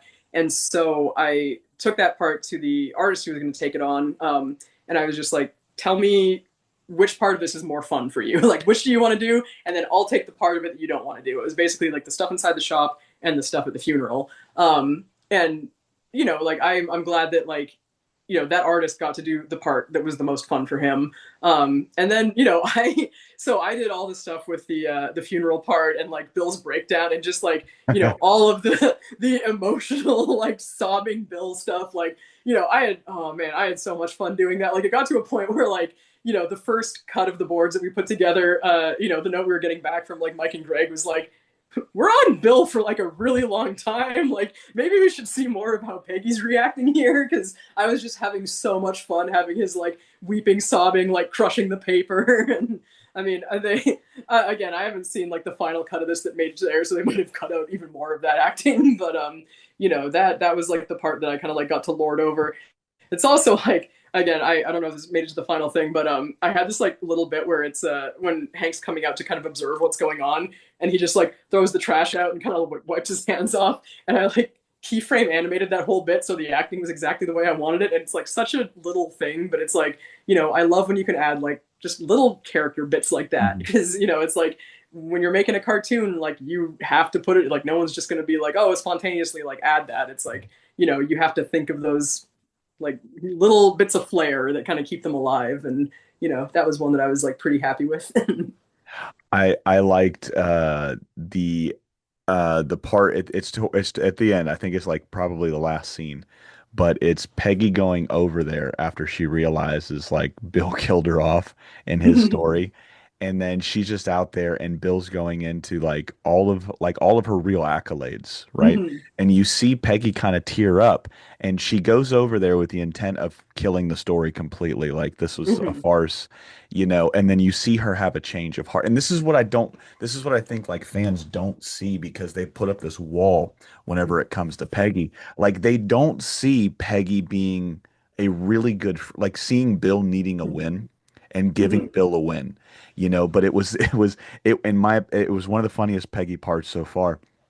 But it's like, all right, he won this one. She kind of breaks down in a little bit of a tear when he's talking about the substitute teacher and the thises and the that's. And then she's walking across to go back to her house, and one of the barbers comes up and he sees and he's like, oh my God, it's a ghost type of thing. Yeah, yeah. That whole and it's just a split second like interaction, but it was just the facial features on the barber, Peggy just having no fucking time for any of it, her walking back, and like it was just a full circle moment. It felt like Bill got a win, and it felt like Peggy got a win too. Yeah. Because Peggy was trying, like you said, trying to find her place in the world, trying to figure out where she was going to excel, and she got that without having to sacrifice Bill. So Mm-hmm. I just thought it was really. I really like this episode just from that perspective of like, it's like everyone knows how retirement is going to be difficult for Hank. Like Hank is not a guy that can be idle. Like he wants to be busy and stuff, and so it's like very easy to see how this is going to challenge him. But I think like people don't think as much about how like, oh yeah, this is also difficult for Peggy because she's like she needs pats on the back, like she needs Yeah. accolades, like she feels like there's I feel like I've been kind of going through it lately with just the way that the entire industry has been in such a drought in that, where it's like, when you're younger, you're going through it, you're always like, things are going to get better. Like, I'm going to work hard. I'm going to get, like, I'm going to climb up the ladder, like that kind of thing. And then, at some point, you have those days where you're like, is this as good as it is ever going to get? Like, have I hit the apex or things like down from here? And I feel like that's, what she's going through in retirement is like, like, oh, this is difficult for Peggy to think like how am I going to get my wins now? Like, have I won as much as I'm going to?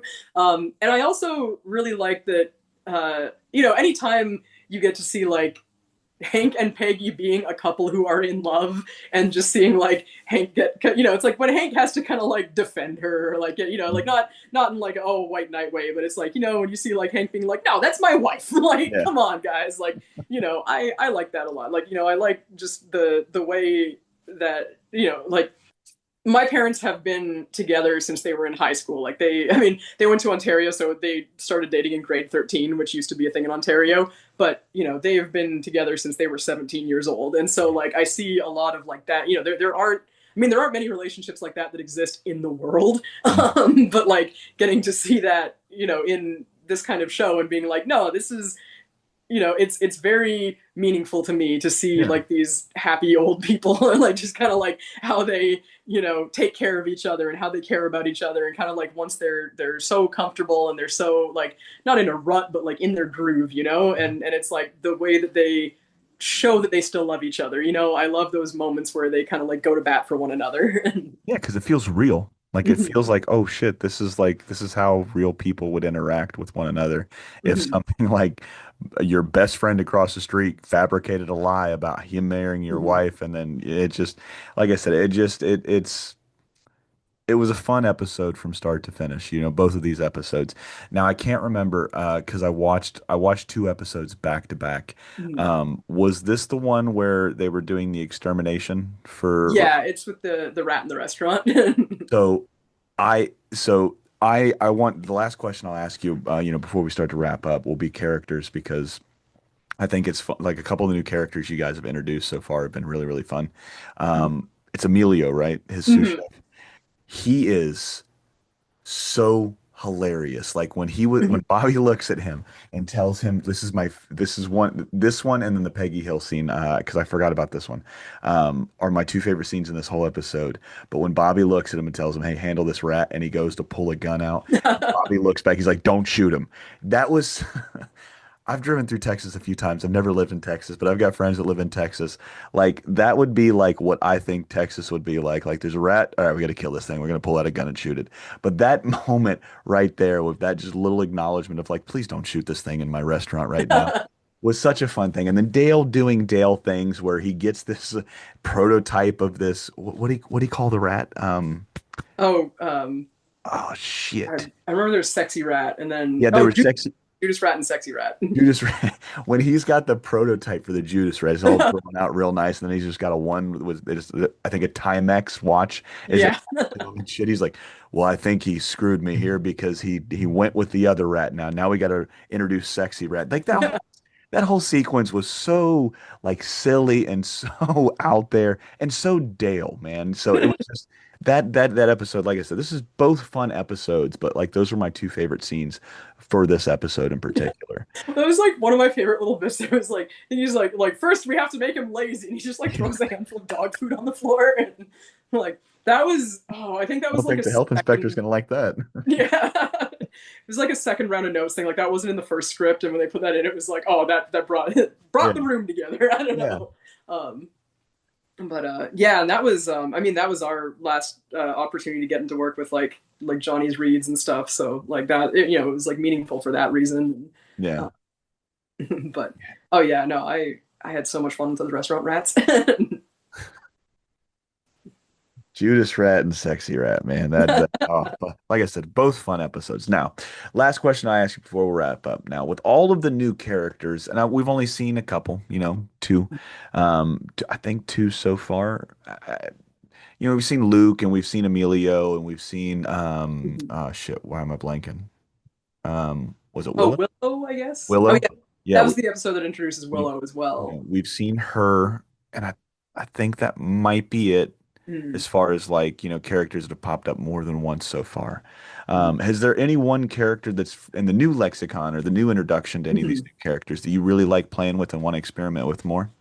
I really like Emilio a lot. Like I Yeah. like the relationship that they have between him and Bobby, where it's like, they're not quite equals because it's like, yeah, Bobby's the boss and he's the employee, but like he's so experienced that like I love when you can have like the two characters both have something to offer each other. It's like Bobby doesn't like lean on him in an undue way. Like, that was like the one of the things that made me so happy in the first script was like, when Bobby gets invited to the party and he's kind of like, oh, surely these dishes can wait. And, like I'm reading the script and I'm like, no, Bobby, no. And then, and he's like, oh, no, like I got to take care of it. And I was like, oh, he truly is Hank's son. Yeah, I Like was that, about to say, that's a Hank moment like, right there. yeah, yeah, Bobby, that's what I wanted to see. And so, I like that it isn't just kind of like, oh, Bobby's the new kid who doesn't know what he's doing. He has to lean on Emilio all the time. But I also like that Emilio is more seasoned at the restaurant game and he has like, valuable things that he can offer Bobby just in terms of like advice and experience and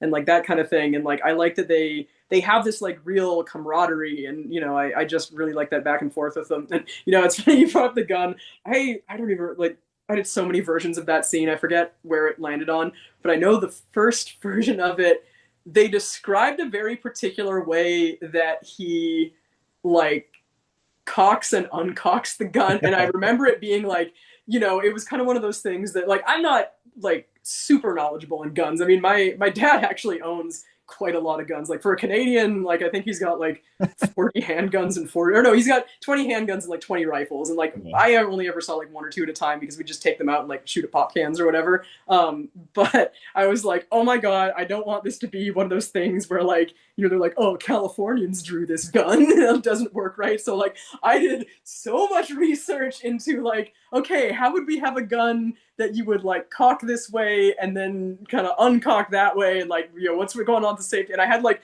diagrams in the margins of the storyboards of like, here's the photograph of the gun and here's where the safety is, and like just all the step by step of like how the gun goes together. And like I think in the end he just ends up like pulling out the gun and then Bobby's like no, and he like puts it away. But man, I tried very hard to not make that a Californian gun.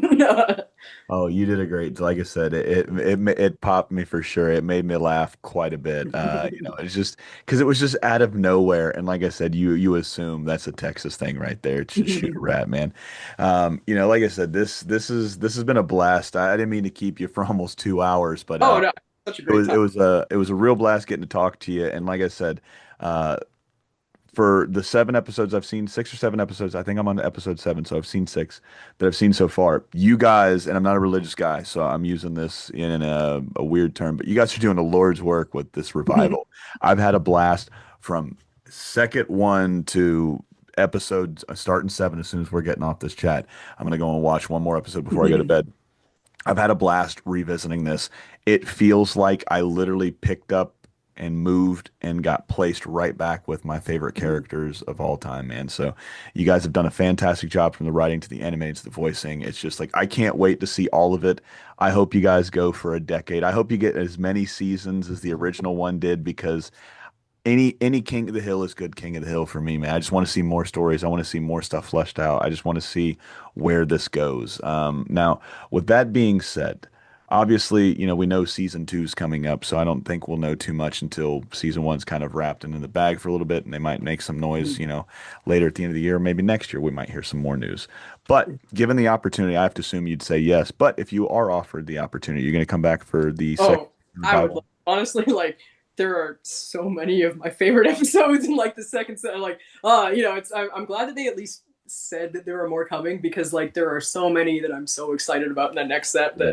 that I'm like, I'm glad we can at least it's not saying anything that Disney will smite me over for just to insinuate that more are coming. But I hope other people enjoy them as much as that. Like 'cause when you're working on them, you're very close to it, Yes. and it's always a different experience having made it and gotten to see like every single version of the script and everything. It's like there are things that like I understand in a way the audience will never understand because I've had it, explain. Yeah. I've seen the writers kind of like go through every possible way that they could tackle that problem. So it's like, it's very hard to imagine like how people will see it with fresh eyes. And it's also, when you're making a cartoon, it feels like you're making it in extreme slow motion. Like every single thing feels like it's 10 times heavier than it will actually be when you see it on television because it's like Yeah. it takes you so long to like deliberately put it down. I mean, not that I want to get off topic, but I was watching your episode about Jurassic Park earlier when you were talking to Amy, and I worked with a different person who worked on that episode, and he was talking about how it was so hard for them to like just let that end scene be sad because like when you're doing it so slow and you're kind of like, you're like, oh, is this too saccharine? Is this not hitting the emotions and stuff? And then, they were like, no, no, just let it be sad, trust the process. And it's like, it's hard sometimes when you're that close, you're like, are we hitting the right emotions? Like, am I feeling this emotion? Will people seeing it from the outside perspective feel that emotion? So, like we do the best we can. And, I can't begrudge anyone who doesn't feel the things that they want to feel that, like, we've like I like it. And, when I read that first script, I was like, I feel like I'm coming home. Like I feel like my family is in the room next to me again, and I was so happy, and it just like I had such a great time. This is probably like the best job of my career. It was like you are not so often blessed with like that perfect trifecta of like it's a show that I really care about. It's a fantastic crew with great energy that are just like such a warm, positive environment, and it's a very sane timetable where like I feel like I have enough time to like do good work and make it come out the way I want to see it, and it just hit on all cylinders. Like it was such a treasure to work on it.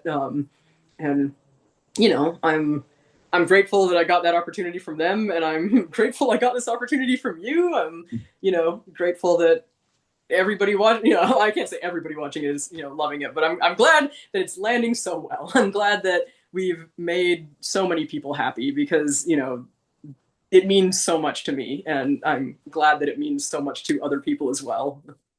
You guys did something that I didn't think was possible, and you guys made me feel like a 12-year-old kid again. Watching this, like I said, I'm beating a dead horse now, but watching it and rewatching that first episode and then rewatching the second episode and the third and fourth and fifth, right? I legitimately feel like I'm a kid. I get to enjoy the things like I'm watching these new episodes and the one question I've consistently asked myself is like, I wonder what 12-year-old me would have thought seeing Bobby cuss for the first time and then it bleeped out. I wonder what I would have thought seeing Hank finally come around to his son doing something that wasn't on propane. I wonder what I would have thought watching Peggy give Bill a win when she didn't really give anybody a win back in the day. I'm watching growth in characters on fictitious characters, and I'm seeing the growth in myself. And I'm seeing the way I probably would have thought about something as a 12-year-old, but now I'm looking at it through a 36-year-old lens. You know what I mean? You guys given me perspective on this new series. You guys have given me a lot of joy too. And like I said, it didn't take long. It was like 3 episodes in, and you guys made me cry with that scene with Bobby and Connie. You know what I Oh, mean? I remember like sitting in the office with Wes when we were getting like back the first kind of proofs for the it was like the new updated backgrounds of the house where it's kind of like, okay, we've, made the new like House on Rainy Street. We made, kind of the big key backgrounds that were going to be in every episode, and seeing the first color tests come back, and it was kind of like, okay, this is what the show's going to look like now. And like Wes getting kind of like choked up because it's like, Yeah. this has been so much of his life for so long, and he was kind of he's like, I think this is really gonna mean a lot to people, and it was like, oh, like you're getting emotional, I'm getting emotional, like this, it means so much to get on the ground floor of that. The only thing that I can ask from anybody that's working on this revival, if you guys can all focus in on Kelly for that last 30 seconds right there and keep that same joy, this show is in perfect hands for the next generation of King of the Hill fans. So thank you so much for breaking off this new season. I know it was probably daunting. I know you probably stressed out. You just wanted to make sure you stuck the landing. And let me tell you something, you stuck the landing in a real superhero fashion. You hit that Superman pose when you guys landed on this first episode. I'm proud of what you guys did, and I can't wait to see what you guys are doing. Now, with the fans out there, I know some people are on social media, some people aren't, man. But for the folks that do want to come by and say, hey, I like what you do, I love the King of the Hill, and I love your other stuff, where can they find you on social media? Oh, I'm on just about any site that I'm on. I'm Sela Squid, so it's like Sela like coelacanth, so Mhm. Coela Squid. But that's on like mostly on Blue Sky these days, but like Instagram, Tumblr, like wherever I am anymore. I don't know what social medias we use anymore. They're all out there, and all those links will be in the description below so they can point, click, and go. Oh, like I said, Kelly, this has been an absolute blast. Thank you again for making me feel like I don't very rarely do I get to feel like a kid again. I just feel old, I feel tired, and I feel sore every morning. And for the last 3 days, however long it's been since this 2 days now, since this one's dropped, like I said, I felt like a kid again, and I would pay an absorbent amount of money to consistently feel like a kid again. So thank you. Oh, thank you so much. It's been such a treat to be here and just get to be happy and excited about this. And, yeah, this thing that Well, we worked very hard on. I'm glad. Well, that's been Kelly. I've been Julian. This has been the Cartoon Chronicles podcast, and this has been another piece and a huge piece of your childhood. Good night.